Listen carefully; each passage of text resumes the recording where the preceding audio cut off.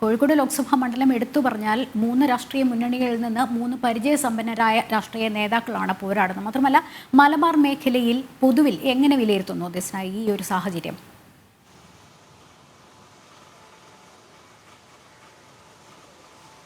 ലക്ഷ്മി സൂചിപ്പിച്ചതുപോലെ തന്നെ പ്രധാനമായും എടുത്തു പറയേണ്ടത് ലോക്സഭാ തെരഞ്ഞെടുപ്പിന് ഇനി 3 നാളുകൾ മാത്രമാണ് ബാക്കി നിൽക്കെ വലിയൊരു രീതിയിലുള്ള തെരഞ്ഞെടുപ്പ് പ്രചാരണം തന്നെയാണ് മലബാർ മേഖലകളിൽ ശക്തമായിക്കൊണ്ടിരിക്കുന്നത്. തെരഞ്ഞെടുപ്പ് അതിന്റെ പാരമ്യത്തിലേക്ക് എത്തി നിൽക്കുന്നു എന്ന് തന്നെ നമുക്ക് പറയാൻ സാധിക്കും. ഇടത് വലത് മുന്നണികളോടൊപ്പം തന്നെ NDAയും വലിയ ഊർജിതമായ പ്രചാരണ പരിപാടികൾ തന്നെയാണ് നടപ്പിലാക്കുന്നത്. ഇതിൽ ഏറ്റവും എടുത്തു പറയേണ്ടത് വടകരയെ സംബന്ധിച്ച് പറയുകയാണെങ്കിൽ ഏറ്റവും വലിയ വിവാദം അല്ലെങ്കിൽ ശ്രദ്ധേയമായ വിഷയങ്ങൾ ഉണ്ടായ ഒരു മണ്ഡലമാണ് വടകര എന്ന് പറയുന്നത്. വടകരയിൽ KK ശൈലജ ടീച്ചറും ഷാഫി പറമ്പിലും KK ശൈലജയും ഷാഫി പറമ്പിലും തമ്മിലുണ്ടായ സൈബർ ആക്രമണവും അതേ തുടർന്നുണ്ടായ പോരാട്ടങ്ങളും ഒക്കെ തന്നെയും ഏറെ ചർച്ചാ വിഷയമായിരുന്നു.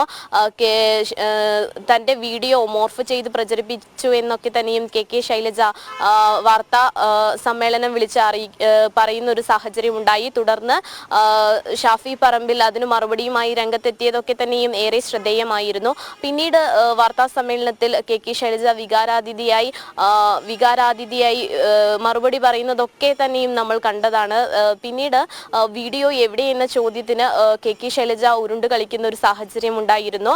തുടർന്ന് ഷാഫി പറമ്പിൽ ഇന്നലെ വക്കീൽ നോട്ടീസ് അയക്കുന്ന സാഹചര്യമൊക്കെ ഉണ്ടായി. അതുകൊണ്ട് തന്നെ വടകര മണ്ഡലം ഏറ്റവും ശ്രദ്ധേയമായിക്കൊണ്ടിരിക്കുകയാണ്. സൈബർ ആക്രമണവും വോട്ട് രാഷ്ട്രീയവും ഒക്കെ തന്നെയും പിൻനിർത്തി സൈബർ ആക്രമണത്തിലൂടെ വോട്ട് നേടുക അല്ലെങ്കിൽ വോട്ട് പരമാവധി തങ്ങളിലേക്ക് എത്തിക്കുവാനുള്ള ഇടത് നയമൊക്കെ തന്നെയും വ്യാജമായിരുന്നു എന്ന കാര്യമൊക്കെ തന്നെയും വെളിപ്പെടുത്തുന്ന ഒരു സാഹചര്യമാണ് ഉണ്ടായത്.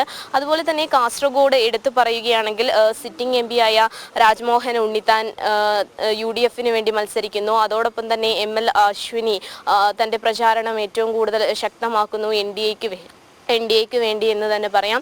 ഇന്നലെ ML അശ്വിനിയുടെ പ്രചാരണത്തിന് നേരെ CPMന്റെ ആക്രമണം ഉണ്ടാവുന്ന സാഹചര്യമൊക്കെ ഉണ്ടായി. തുടർന്ന് അവർ പോലീസിൽ പരാതി നൽകുകയും 2 പേരെ കസ്റ്റഡിയിൽ എടുക്കുന്ന സാഹചര്യം ഒക്കെ തന്നെയും ഉണ്ടായിരുന്നു. അതുപോലെ തന്നെ കണ്ണൂരിലേക്ക് വരികയാണെങ്കിലും പ്രചാരണം ഏറെ ശക്തമായിരിക്കുകയാണ്.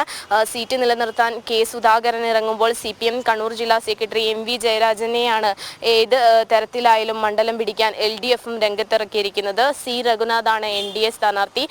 അതുപോലെ തന്നെ വയനാടിനെ പറ്റി പറയുകയാണെങ്കിൽ ഇതിൽ ഏറ്റവും എടുത്തു പറയേണ്ടത് നിലവിലെ MP ആയ രാഹുലിനെ നേരിടാൻ BJP സംസ്ഥാന അധ്യക്ഷൻ K സുരേന്ദ്രൻ എത്തിയതോടെ ശക്തമായ പോരാട്ടം തന്നെയാണ് ഉള്ളത്. അതുപോലെ മലപ്പുറത്തും പൊന്നാനിയിലും ശക്തമായ പോരാട്ടം തന്നെയാണ് നടന്നുകൊണ്ടിരിക്കുന്നത്. എന്തായാലും തിരഞ്ഞെടുപ്പ് പ്രചാരണം അവസാനിക്കാൻ ഇനി കുറച്ച് ദിവസങ്ങൾ മാത്രം ബാക്കി നിൽക്കെ തന്നെ വലിയൊരു രീതിയിലുള്ള തിരഞ്ഞെടുപ്പ് പ്രചാരണം തന്നെയാണ് നടന്നുകൊണ്ടിരിക്കുന്നത്. ലക്ഷ്മി.